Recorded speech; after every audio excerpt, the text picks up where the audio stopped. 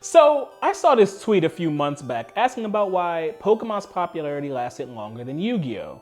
And it got a lot of traction. A bunch of people were weighing in, and so of course, I have thoughts.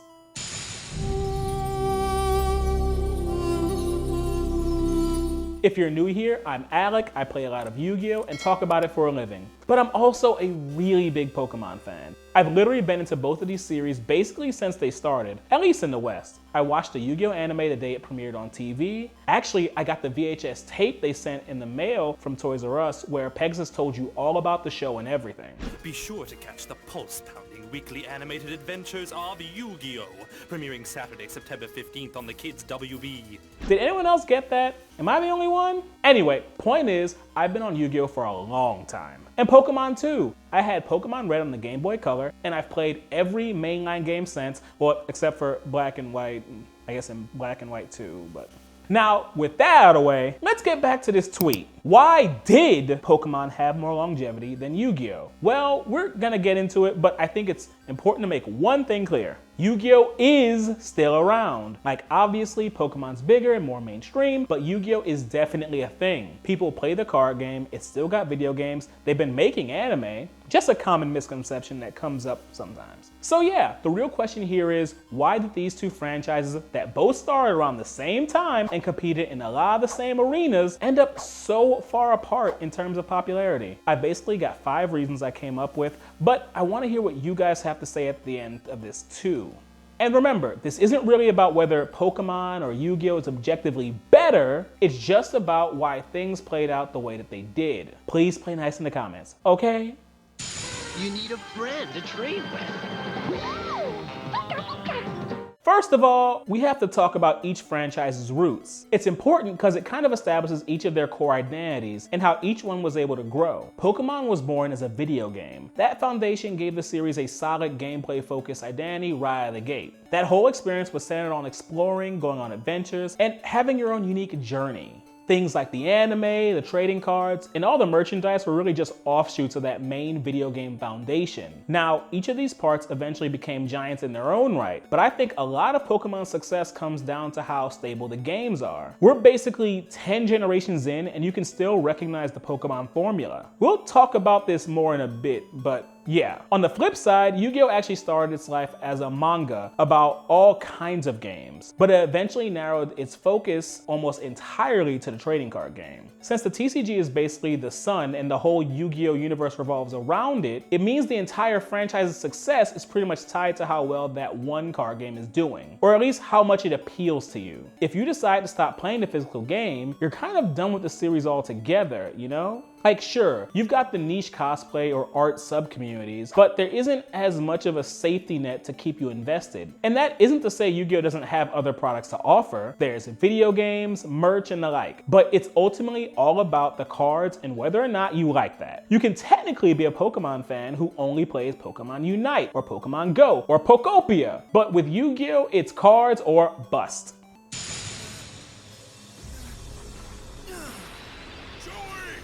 Second, there's a difference in aesthetic appeal. Pokemon was basically designed to be this cute, accessible lifestyle brand that anyone can get into. But Yu-Gi-Oh really leans into that more specific, edgy vibe that targets a different crowd altogether. Pokemon like Pikachu, Eevee, or any of the starters have this massive appeal that hits every demographic. We're talking kids, teens, adults, men, women, literally everyone. And because of that, they can basically sell you anything. It could be a basic plush or toy, figure, a backpack or a lunchbox, or even a high-end fashion collab. You can ask pretty much anyone what their favorite Pokemon is or what their favorite evolution is, even if they haven't played a game in years. Like me, go on, ask me. What is my favorite Pokemon? For reference, it's Tyranitar. Anyway, Yu-Gi-Oh is a different story. It leans way more into that edgy, dark fantasy, ancient myths, a little occult, a little sci-fi, and don't get me wrong, that stuff is incredibly cool. It's actually a lot of what pulled me in when I first started reading the manga, but it's harder to turn a dark magician, summon skull, or God forbid, relinquished into a mass market lifestyle brand. We aren't exactly seeing parents rushing out to buy their kids a plushie of those, you know? To be fair to Yu-Gi-Oh,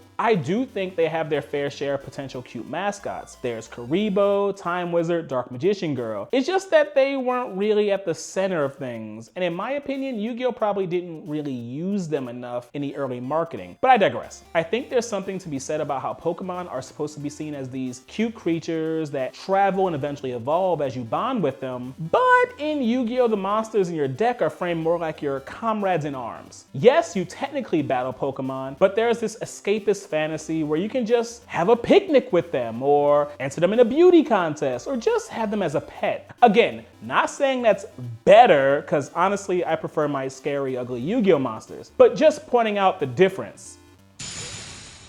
Misty, please, only one of us can hallucinate at a time. The third big thing to discuss is the anime series. Looking back, the appeal of Pokemon and Yu-Gi-Oh! Is basically a tale of two very different cities. Strategies. Pokemon created this timeless formula that could go on forever. Ash is a self-insert character in a coming-of-age story perfect for a kid to lose himself in. He encounters a bunch of Pokemon and challenges, he makes friends, he stumbles, but he eventually gets the W in the end. Whenever a new game comes out, Ash pops up in that new region, mysteriously loses all of his old Pokemon, except Pikachu, always gotta keep that mascot around, has got to get 8 more badges, maybe encounter a legendary or 2, and the cycle repeats. It's an easy, repeatable formula that provides a constant on-ramp for new people. A 7-year-old tuning in for Diamond and Pearl in 2006 or X and Y in 2013 didn't need to know a single thing about what happened in 1998 to enjoy the show. Oh my god, 1998? I've long since outgrown it, but that's not really the point. It's already did its job on me. Now compare this to Yu-Gi-Oh! Yu-Gi-Oh! Was a way more high-stakes, narratively driven story. We've already talked about how the general aesthetic for Yu-Gi-Oh! Is darker, scarier, a bit edgier, but even outside of that, the story asks more of the viewer. If you tune into a random Pokemon episode, you'll probably be just fine. Ash has some goofy, one-time experience and then returns to the status quo. With Yu-Gi-Oh! You have to stick around to know what's really going on. And honestly, I loved it. I like that rising tension, stakes, callbacks, and betrayals. It's 100% the show I'd rather watch. But that also means, unlike Pokemon, it ends. And when Yu-Gi-Oh! Ended, things got tricky. Unlike Pokemon's soft reboots, every few years, Yu-Gi-Oh! Had more of a generational shift. You get a whole new protagonist, new setting, and new card mechanics to go with it. So if you were attached to the last show, well, too bad. Yugi's gone, here's Yusei Fudo and his new Synchro Monsters. Deal with it. And every time this happened, I think more and more people hopped off the bus. Ironically, 5Ds was actually what got me back into Yu-Gi-Oh! After I took a break, but that's just me. I've even met people in real life who straight up think Yu-Gi-Oh! Like the entire thing, anime, card games and all, just ended in 2005.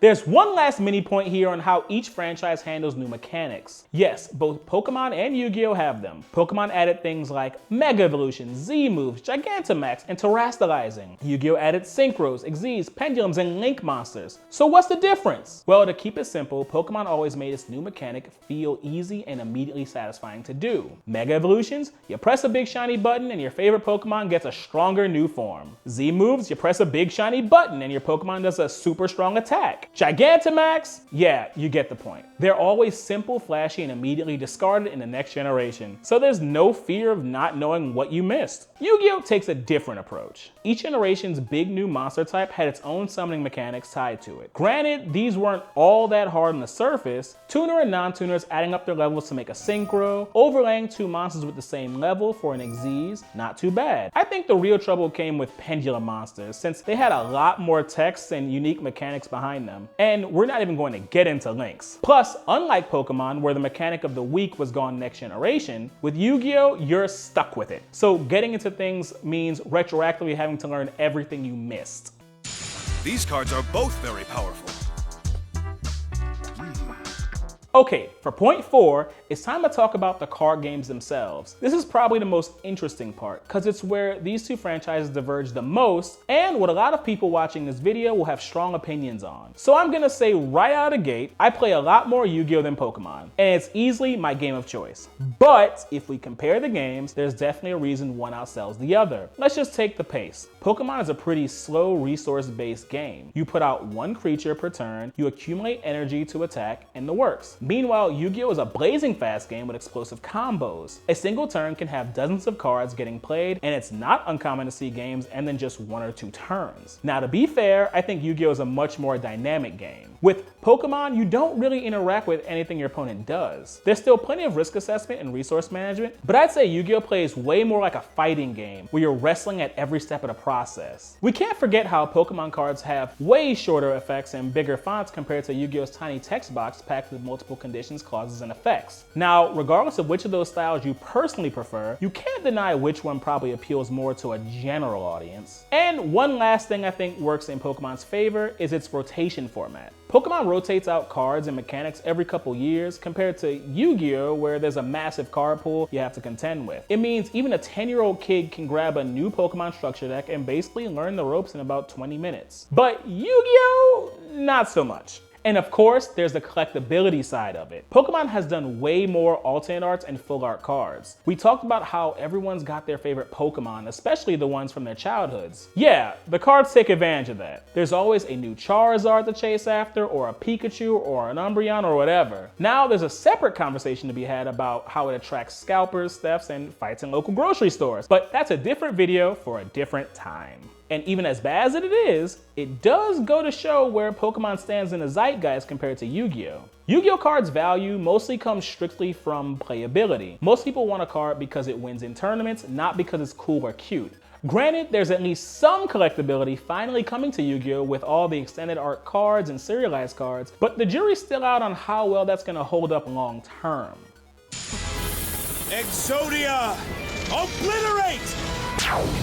The last thing is just the nostalgia factor, or to be more precise, how welcoming they are to a lapsed fan who wants to get back in. Obviously, both of these franchises bank on adults with big boy money now who want to relive their childhoods, but Pokemon just makes it way easier. If you haven't touched a game since the Red and Blue days on the Game Boy, you could technically grab something like Scarlet or Violet today and basically pick up where you left off. You see a Pikachu, you remember the type matchups and turn-based combat, and you're suddenly back in your comfort zone. And remember how I mentioned earlier how you don't even have to play the mainline games to feel like you're enjoying Pokemon again? Yu-Gi-Oh! Is a bit different. Again, it's basically just a card game. If you were used to the old school playground days of just setting a monster in a back row like in the anime, trying to enter a tournament today is gonna be a total culture shock. You'll probably get blown out on turn 1 by some massive 10-minute combo before you even get to play. This exact experience happens to people all the time, and they usually go online, complain about it, and just get told to get good. Now, Konami has tried to address this with things like Speed Duel, Duel Links, or legacy formats like Time Wizard, but the main game is still a huge hurdle for more casual people, and the ship has sailed for a lot of them.